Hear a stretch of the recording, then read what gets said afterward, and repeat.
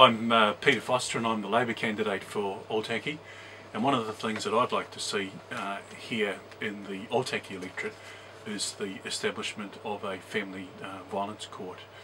The hora whenua part of the electorate has an extremely high rate of domestic violence, and in fact one of the figures I read in the newspaper was the fourth highest in the country.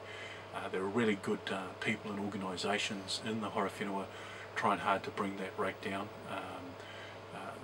Police, Women's Refuge, business community, number of community groups are fighting hard to try and bring that number down.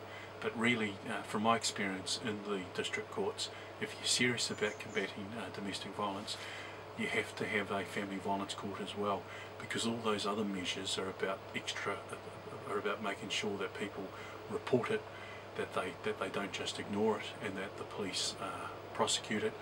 But once it comes into the court system, it seems that if you want to cut down the rates of reoffending, then it should be dealt with in a specialist family violence court. So I'm all in favour of a family violence court in Levin.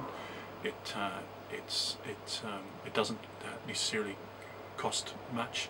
It's mainly about scheduling of the judicial rosters, and that's something that I would push for, as I think that family violence is something that's unacceptable.